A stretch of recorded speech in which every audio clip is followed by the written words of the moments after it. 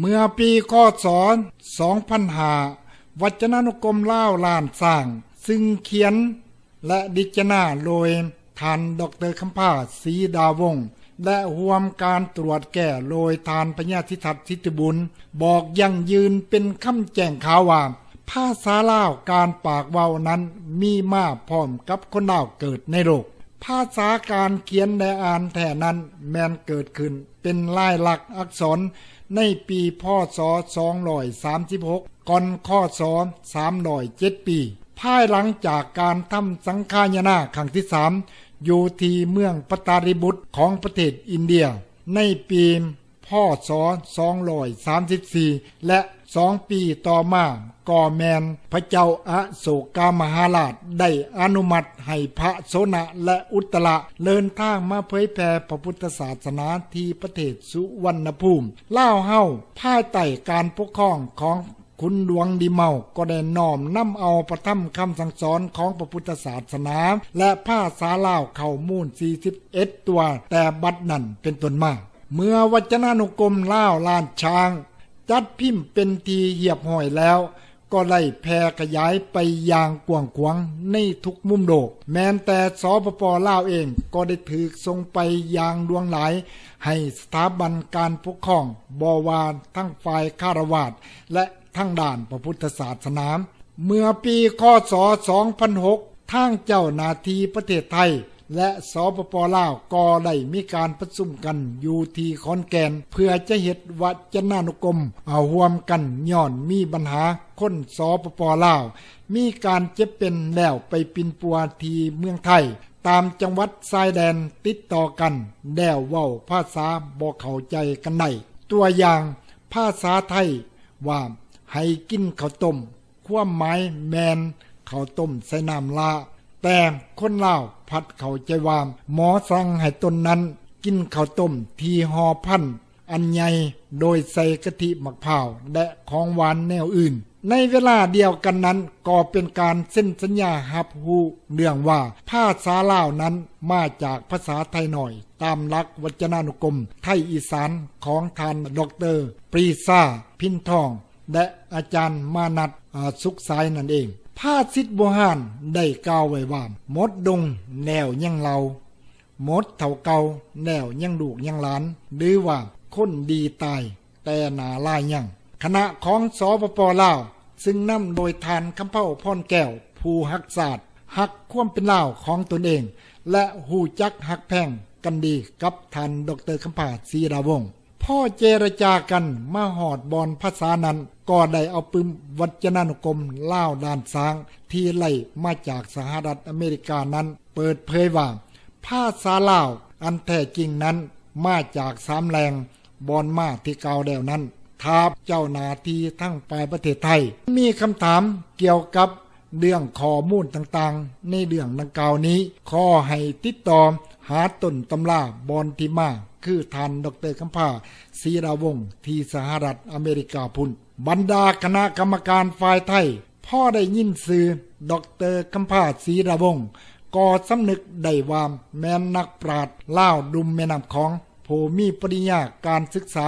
ทั้งฝ่ายพระพุทธศาสนาและฝ่ายโลกซึ่งเคยได้สร้างบทวรรณคดีเรื่องเคยไทยสะใภ้ลาวดังทั่วโลกและเมืองไทยมาแล้วบ่เท่าใดปีผ่านมาจนสามารถเฮ็ดให้สำนักงานหมอลำเรืองคณะเพชรอุบลอันมีปอสลาดหน่อยส่งเสริมเป็นผู้นำพาคณะและได้รับเกียรติจากพระบาทสมเด็จพระเจ้ามหาชีวิตของไทยให้เป็นนักศิลปินแห่งชาติไทยปัจจุบันในนามเป็นนักการทูตด้านวัฒนธรรมกับประเทศเพื่อนบ้านใกล้เคียงกันได้ดีพร้อมเดียวกันนั้นย่านางอรศรีมีธรรมโฆษกวิทยุพิทักษ์สันติราษฎร์แห่งจังหวัดอุบลราชธานีก็ได้รับเกียรติพระราชทานจากพระบาทสมเด็จพระเจ้ามหาชีวิตไทยเหมือนกันในนามเป็นโฆษกเอกภาคพื้นอีสานหรือตะวันออกเฉียงเหนือในการถนอมภาษาและพญาพื้นบ้านนั่นในดีก็เลยบอกกล่าว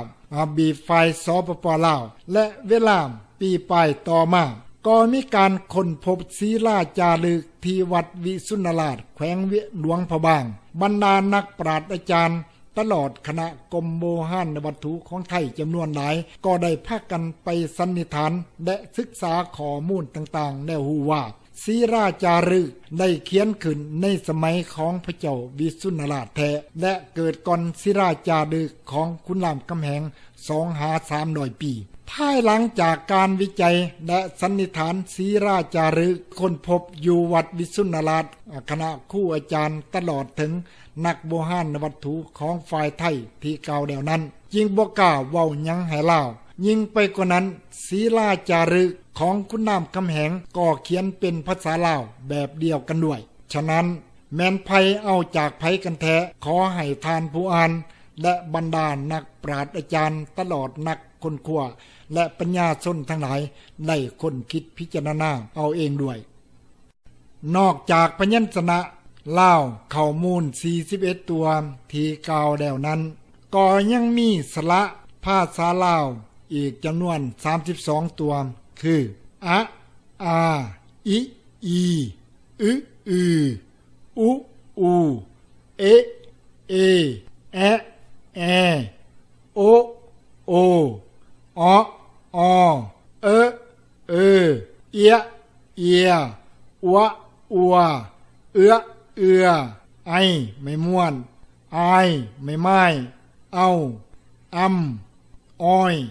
ไอพร้อมเดียวกันนั้นก็มีตัวสะกดของลาวอยู่ด้วยกัน8ตัวคือกอสะกดดอสะกดบอสะกดงอสะกดนอสะกดมอสะกดย่อสะกดวอสะกดเพื่อให้เข้าใจ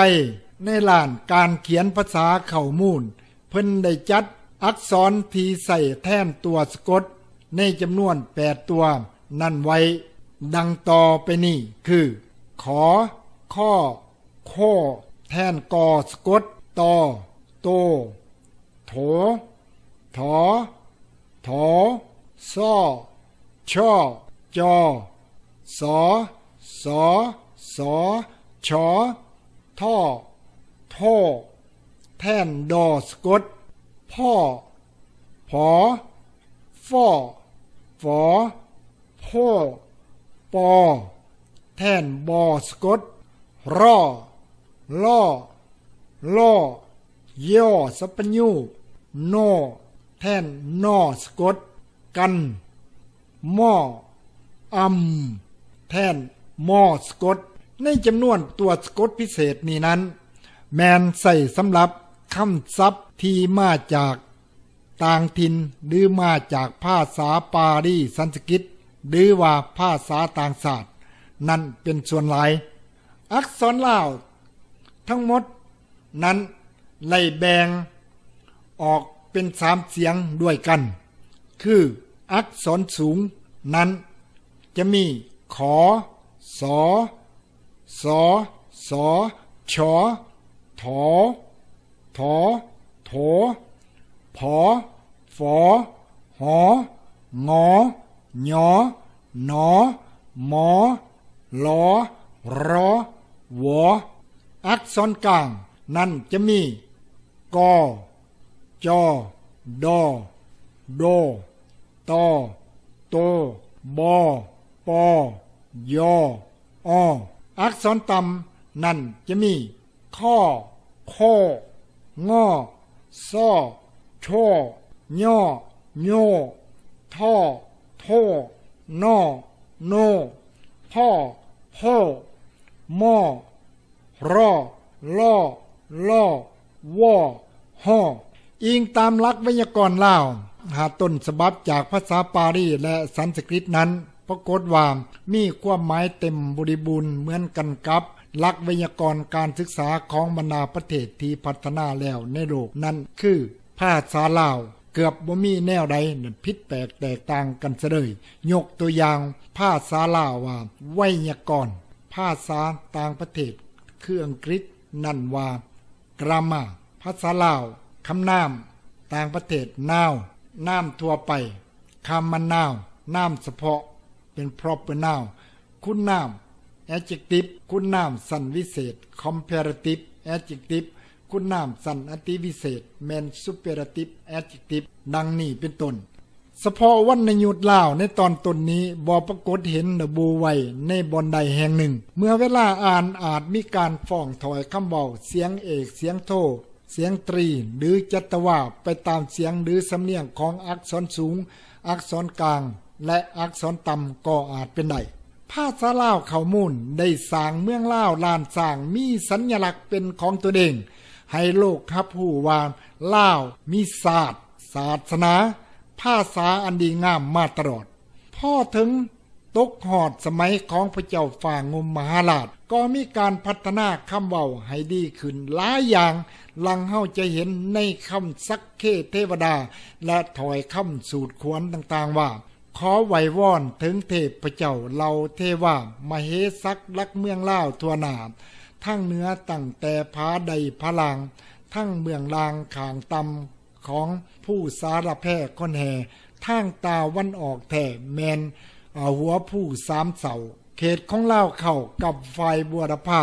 ทั้งตาวันตกนั่นหน้าแต่สายฝ่าทองดงเย็นเป็นคนลาวตั้งแต่เมืองปากซองตั้งอยู่หม่องเมืองนครราชสีมาให้บรรดาลูกหลานลาวทั่วหน้ากล่าวคำว่าข่อยเป็นลาว100%เดี๋ยวเห็นไผเอาแค้นให้เป่าเอาติ๊บเขาเหนียวกองมายายบอกความหมายที่จริงเขาใดพ่อแม่ล่าวบอกไว้กินเขาผีให้เจ้าหากเขี่ยวหมากผีให้เจ้าค่ายให้เจ้าขึ้นมาได้ทองเป่ากลับขึ้นมากินเขาหวมผ้ามากินปลาหวมถวยมากินกล้วยหวมหวีมากินปีหวมกาบมาอาบน้ำหวมวังมีหยังให้มาเว้ากันแบบล่าวลูกพ่อแม่ให้สร้างแต่ความสามัคคีสร้างความดีให้เล่าคงอยู่ปู่ย่าเจ้าอาจารย์ย่อมือสาธุการลูกและหลานจะมีความซื่นสอยใหญ่และหน่อยจำไว้ทุกทางนันทอน